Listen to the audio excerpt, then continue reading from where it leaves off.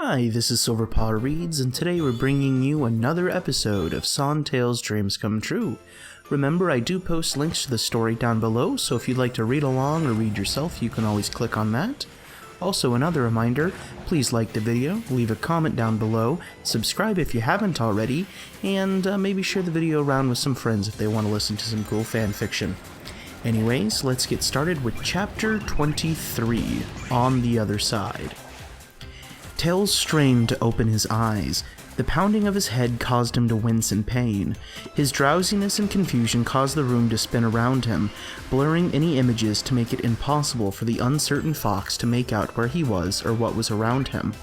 All he could tell was that he was shrouded in an eerie darkness. He tried to move his arms, but instantly a sharp pain stabbed into his shoulder, traveling down the veins and nerves of his arm as it triggered the receptors in his brain.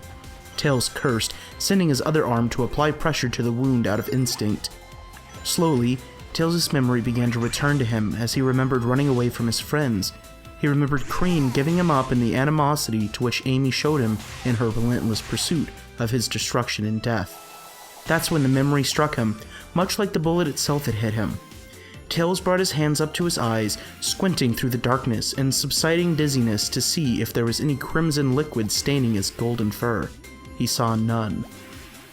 Before Tails could investigate further, a door in the room flew open, and three cloaked figures strode into the room. The larger of the three slammed the door closed behind him and flicked on the blaring luminescent lights. The instantaneous change in light levels attacked Tails' retinas, and the initial onslaught was almost too much for the poor fox to bear. He brought his arm up to shield his eyes from the light that was penetrating through his scrunched-up eyelids, and slowly they began to adjust to the new levels. After Tails had time to gather his bearings, he noted the room he was in. It was a small, windowless, cemented room with 3 chairs, 2 opposite him, and the one he was sitting in, and a stainless steel table that formed the barrier between them. A single light bulb hung low from a thin string that was attached in a nut to a loop that protruded from the ceiling. The only way in or out of the room was the lone door that the figures had entered through. As Tails turned his head, he noticed that his bullet wound had been bandaged up in pristine white bandages that were wrapped around his shoulder and arm. Before Tails could compute what this all meant, one of the 3 figures, whom Tails assumed to be the leader, began to speak. "Why'd you cross the border, Runt?" the cloaked figure asked maliciously. I... Tails mumbled, fearing seizing his voice to the point where he couldn't speak. "What's wrong, Pipsqueak? Cat got your tongue?" The one situated next to the leader chimed in, her voice much more feminine than it had been out in the valley. Where am I?" Tails asked again, the pounding in his head slowly picking up again. "We're asking the questions here," the big one piped up, slamming the palm of his hands down on the steel desk in front of him, causing Tails to jump slightly from surprise. "We could kill you right now if we wanted to." "Why didn't you?" Tails sighed in defeat. "We tried to initially." The middle figure spoke plainly. His non-flinching azure eyes stared into the identical colored pools of the scared fox. "But I'm not as good of a shot as I used to be." He let out a low chuckle. "But why did you bring me back here and do this to me?" He motioned towards the bandages around his wound. "You interest us, kid," the woman interrupted. "We planned to kill you and use the border crossing as an excuse to invade that wretched chaos-loving community. But when we saw how they were trying to capture you, and you decided that crossing the border to certain death was a better compromise." She trailed off, tilting her head to gaze at the strange animal inquisitively. "Yeah, if they got me, they would kill me and the one I love, but he's already... Tails couldn't bring himself to finish the thought, opting to just cloud his mind of the obvious truth. "Dead?" the big one insensitively asked. Tails simply nodded in response. Suddenly his head shot up as he stared into the eyes of the girl. "Why did you say chaos-loving is a bad thing?" "Why would we not? Belief is what tore this once great nation apart into its many communities of different deity worshippers. That's why we are the atheists here in the Aves district," the leader beamed proudly. "So if I told you the person that I love happens to be a guy? Why would we care? Love is love. We only care that you're part of the Mobius community and should be dead." The big one once again slammed his feathered hand onto the desk. I wish I wasn't. Big and chaos-damned laws ruined my life. I wish I was never born in that place." Tails balled his hands into a fist and punched the wall next to him, allowing the welcoming pain to flow through him, helping him feel anything other than his heartbreak. The 3 individuals removed their cloaks, revealing 3 birds of varying colors. In that case, welcome to Aves. This is Storm, Wave, and my name is Jet. We are the heads of the Babylon Rogues, and we are the ones who are going to help you get back the love of your life. Wait, what are you saying? Tails asked in excitement. It's time to go to war. As the car roared down the road, traveling faster than any car should physically be able to, as if Rosemary's motherly wishes granted extra horsepower to the struggling engine. While they drove on through the night, steadily growing nearer to the town, Blaze and Knuckles filled Tails' mother in on all the events that had happened up until they had witnessed the 2 secret lovers flee the house.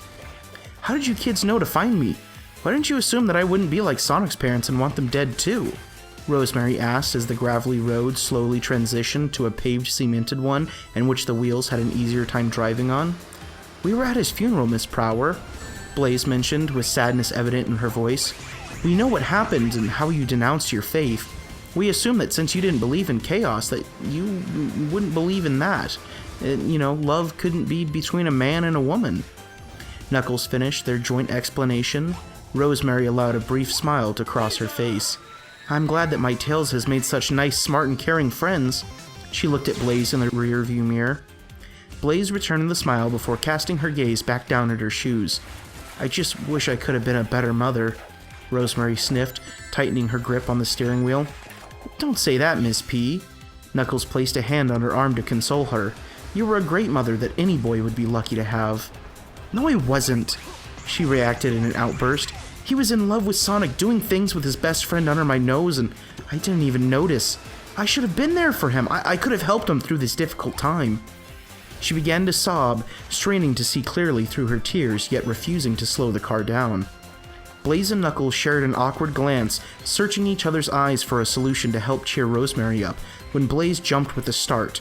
The vibration of Blaze's phone startled her a lot more than it should have, and she quickly wrenched it out of her pocket to see who in the world was texting her. With all the stuff that had been going on, her eyes widened when she read the message. Sonic just texted me, she screamed, causing Rosemary to slam her foot down on the brake as fast as she could. The car's wheels screeched, the rubbery wheels burning off in ash and fire as they skidded against the road, until the car slowed to a stop. Rosemary wiped away the tears from her face, revealing a determined face, and turning to look at the cat. What does it say? She asked immediately. Sonic. Blaze, quick, help! Tails and I escaped, but they were chasing us and we need help. Blaze, where are you? Is Tails with you? Sonic. Yes, we're hiding out at his house, but we need help. Blaze, I'm on my way with Rosemary. Stay put, we'll be there soon. Sonic, thanks. Blaze put the phone back in her pocket after reading Sonic's last response to them. Rosemary instantly pulled off the handbrake and stomped down on the accelerator, sending the car storming back into its unstoppable path. However, Knuckles seemed rather apprehensive. Wait, don't you think this seems a little fishy? Knuckles thought, rubbing his chin in thought. What if they got caught and this is Shadow or Amy using Sonic's phone to get us too? For somebody who's supposed to be dumb, you sure do think a lot. Blaze motioned to him before glancing at Rosemary for guidance. She seemed intent on driving to her house. It might, but this is the one chance we have to find them. If there's even a 1% chance of getting my baby back, I'm gonna take it. With that, the conversation ended, and the 3 sat in silence until the car rolled up to Tails' house, and they ran inside to see Sonic standing in the living room. Tails recounted his entire story to the Babylon Rogues, starting from when he first confessed his love up until when Sonic said his goodbyes and he had to escape his friends. Jet, Wave, and Storm gathered weapons and supplies from their storage area in what Tails could only assume to be a small military base of some sort as he talked. The 3 of them seemed sympathetic toward the kid's plight, and Tails couldn't help but wonder why he had been taught that these people were barbaric animals. Hey, can I ask you guys a question? Tails asked as he was handed a small pistol by the Grey Albatross. Sure, go ahead, kid. The Green Hawk responded, exchanging his stainless steel sword with the machete that the Pink Swallow had been holding. Back all those years ago, when my grandparents were children, what happened to Mobius? How did it become this fragmented? Didn't your teachers teach anything? Wave responded as she continued to rummage through the rows of swords, maces, lances, pistols, rifles, and protective gear. Not really. They taught us how Mobius had been formed and that there was a great war that fractured the land, but we were never told what happened. We were only told that we won the battle, Tails admitted as he was offered a Kevlar shirt to wear to protect him from stab wounds. Huh, well, that's a load of crap, Storm scoffed as he grabbed some ammunition and reloaded his trusty pistol. The four of them finished gathering their supplies and exited the building. Tails gasped as he noticed his surroundings. The small little shelter that he'd been kept in was situated deep in a rocky cave. Small blats flew around in the air above him, and the flickering light of many torches stuck on wooden posts provided the only light. Tails watched in awe as Jet walked over to the wall and pulled a small wooden lever that sat next to the rocky wall. A few moments passed before Tails heard a faint rumbling. The sound steadily grew louder and louder until the rocks began to vibrate and rumble. "Cave in!"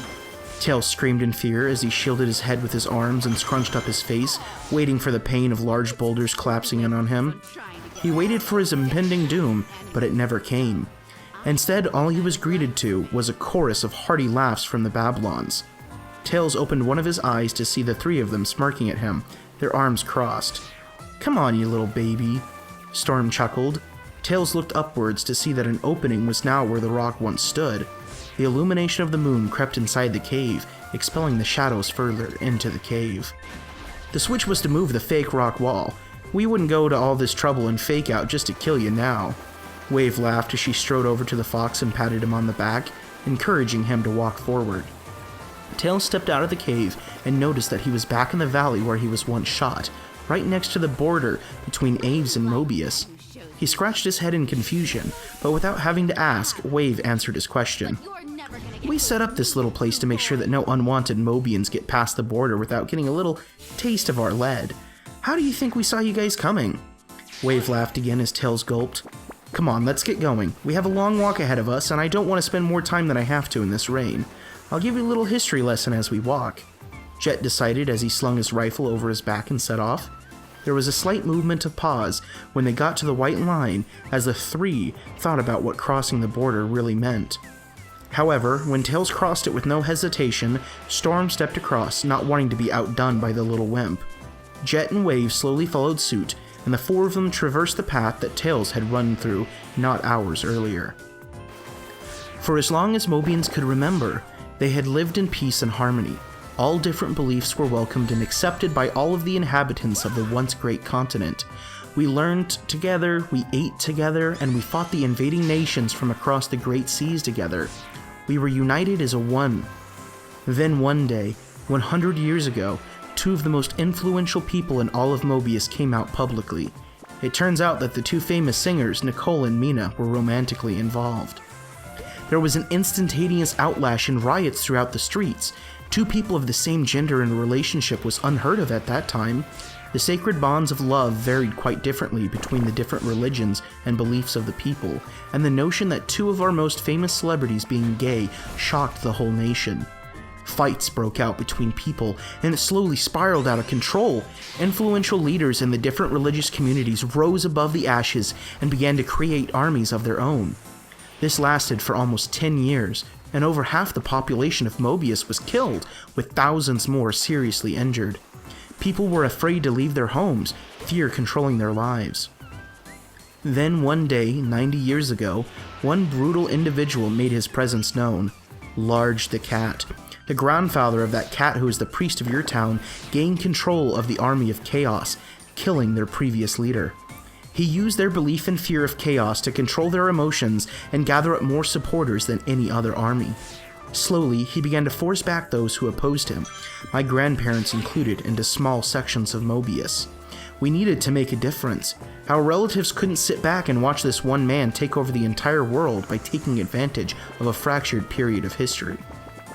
Together, all of the other small armies colluded together and formed an alliance to take back the land on the promise that peace would soon return to the land after Large had been defeated. They slowly gained back some land, but it wasn't enough. Although outnumbered, Large still managed to fight off the impending rebellion and keep control of the large portion of land. The four smaller armies that had combined together knew that there was only one course of action. They needed to make peace with this demon. The Great Council of Mobius was called in the end, and the different communities managed to find peace. However, like all good things, there was a price to pay. Large divided up the land into thirds, and then cut 2 of the thirds in half again, and gave the 4 other nations 1 part of their land. Although Large had twice as much land under his control, no one was willing to argue in case the fighting continued. It was decreed that anybody who crossed the sacred borders would be killed on sight, and intrusion would allow the community to declare war on the other. Large kept the name for Mobius for his community, and we were forced to create our own nations. That's how our once great continent was split into 5, and how Aves, Mobius, Vapos, Macten, and the Zoonkons were created. Tails hung on every word as Jet recounted the history, not being able to believe that what he's hearing. His whole life he was taught that the other beliefs tried to kill his people, and we acted in self-defense. He was taught that the border was a measure of protection against evil. He was half right, but it wasn't to protect him from the outsiders, but the outsiders from his community. However, Tails wasn't able to think about this for long, as the sight of billowing smoke steadily rising into the atmosphere alerted him to the presence of a seemingly large fire. Oh no! Tails' mind immediately jumped to the worst-case scenario. Sonic! They must be burning him! He screamed and set off into a run, disregarding the concerned calls from his new companions as he ran off ahead of them, leaving them behind. Blaze was the one who rushed to the door first, and was the one to have her eyes lay upon the sapphire figure of the familiar hedgehog, standing in the middle of the room. Although his fur was slightly matted, and his quills visibly messy, he seemed unharmed. Blaze sprinted up to him and bowled him over, careening him into a bone-shattering hug. She expected happiness, joy, or at least a hug in return. What she didn't expect was exactly what Sonic gave her. Nothing. He didn't speak or even move in the slightest. He just seemed to stand still, looking over her shoulder at the open doorway where Knuckles and Rosemary eventually walked through. Sonic? Blaze asked, taking a quick step back, looking into his face. She gasped as she saw the state of his eyes close up.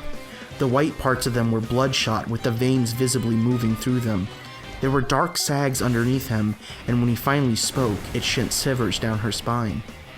"Where's Tails?" he asked methodically, much like an animatronic would say. "You said he was with you," Rosemary replied, panic rising in her voice. "I need to see Tails, now," he snapped, his robotic, emotionless voice altering to that of a rage-filled maniac. "Sonic, calm down!" Blaze tried to calm him, placing a hand on his shoulder, but he gripped her wrist in reaction and threw her across the room with astonishing strength. Knuckles rushed over to the crumpled body of Blaze, skidding across the carpet on his knees as he picked up her head. He sighed in relief as he heard Blaze mumble softly and flutter her eyelids. The 3 of them just stared, startled at his sudden reaction. "Where is Tails?" he shouted again, taking a step forward angrily as if he were possessed by another worldly being. "Quick, let's get out of here," Rosemary whispered as Knuckles helped Blaze up and they hobbled towards the door. However, before they were able to exit the house, a large figure emerged from behind it and slammed it closed, trapping the trio inside. "Leaving so soon?" Big the Cat asked, a wicked smirk plastered over his facial features. "What did you do to him?" Blaze asked, a hint of fear mixed with hostility and malice in her voice. "Me? How could you accuse me of doing anything? I only do what chaos intends," he corrected himself, standing proudly before the 3 of them, blocking their only escape. "Don't make me repeat her question," Knuckles hissed, cracking his namesake. Big just tutted, clicking his tongue to the top of his mouth rhythmically. "Tisk, tisk, tisk. Such animosity, Knuckles. You were always such a stand-up young man at the church. What happened to you?" "Big, answer the question," Rosemary warned. "And Rosemary, it's been over 2 years since I've last seen you. I guess the death must have wounded you more than it did your husband," he spat. Knuckles and Blaze gasped in unison, glancing at Rosemary to see how she would react. She just narrowed her eyes, making fists with her hands. She was simply unable to respond to the horrid comment. "What? Cat got your tongue?" Big chuckled to himself. "What did you do to Sonic?" Rosemary asked through clenched teeth. Big just smiled in reply before finally giving in to their demands. Like I said, I was just doing what Chaos intended. Sonic was gay. That meant he let the devil in. He let Iblis into his heart. Iblis has been harboring inside of those boys for as long as they had given in to their hideous desires. And now he has possessed Sonic. I'm just trying to help the poor lad exorcise the demons out of him. Big concluded. How did you help him? Blaze asked, inflecting her voice on the word help. By the will of Chaos. I conducted some special serum that helps remove Iblis and the gay out of a person's system. It might have a few side effects, Big admitted, but they will all subside as soon as Sonic does what he has now been programmed to do. He will go back to normal as soon as...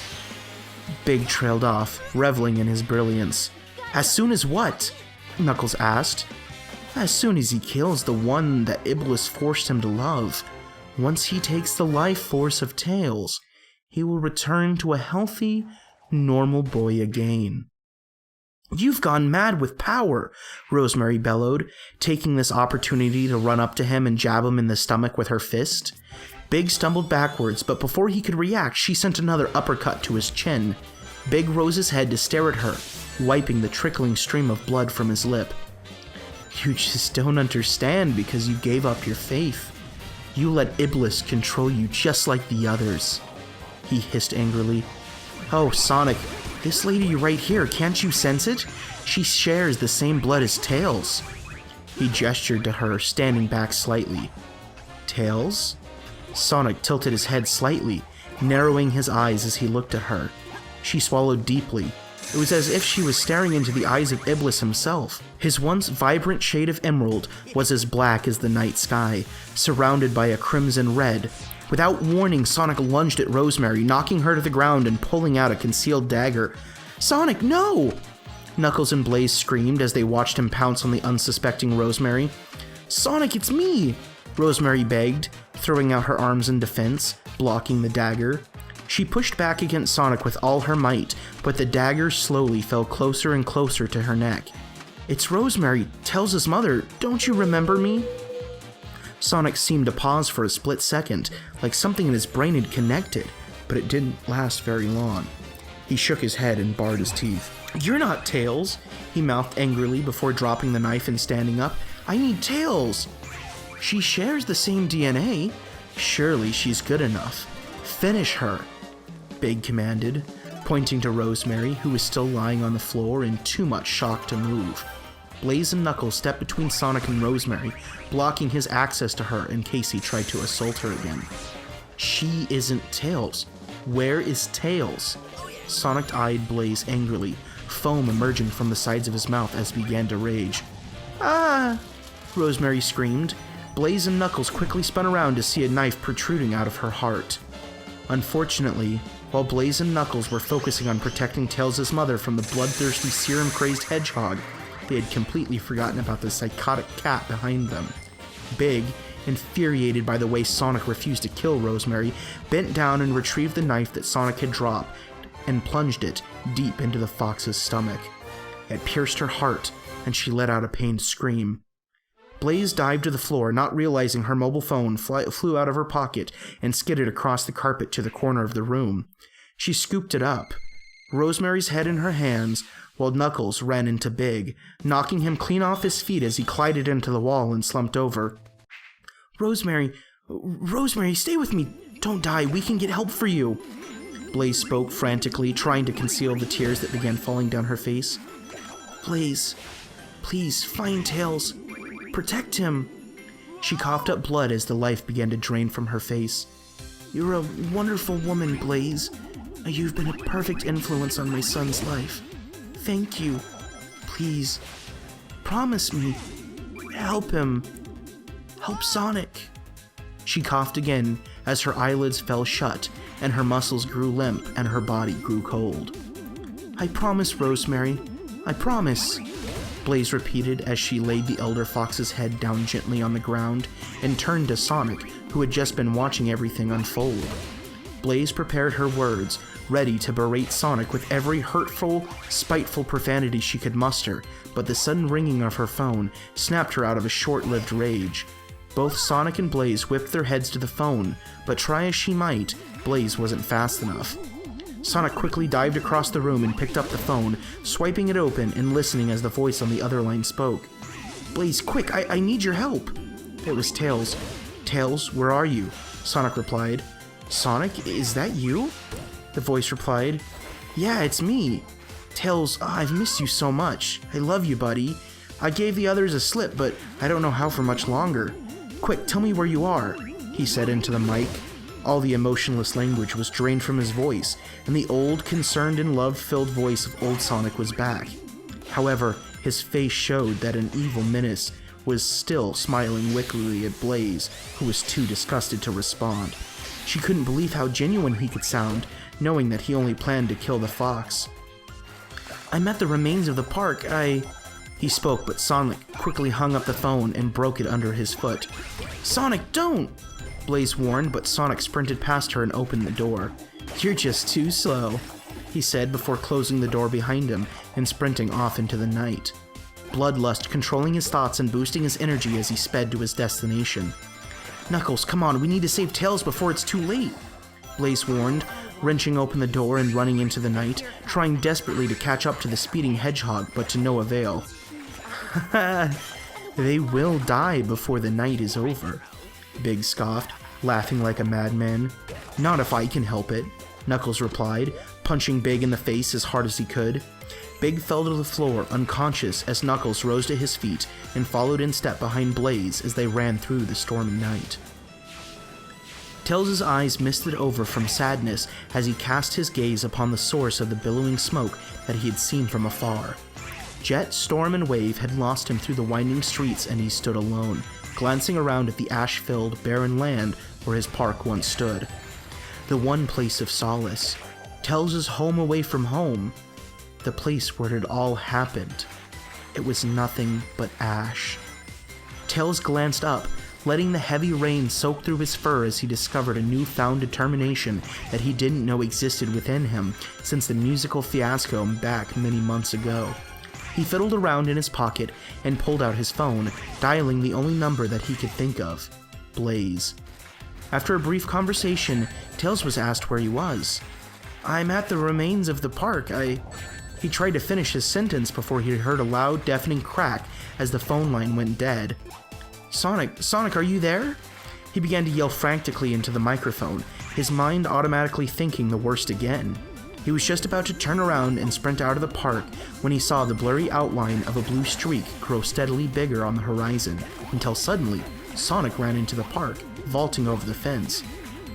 Tails stood amongst the ashes, looking at the hedgehog, the love of his life, the one he hadn't seen since their teary goodbye. He was standing not 10 meters away from him. Tails felt like he could reach out and touch him. If he could just hug him again, he knew Sonic would be able to chase away all of his fears and anxieties. "Sonic," Tails began to say in relief before the hedgehog suddenly let out a blood-curdling scream and attacked him. Alright, that is the end of chapter 23. I will see you next time for the last chapter of Sontails' Dreams Come True. Have a good one.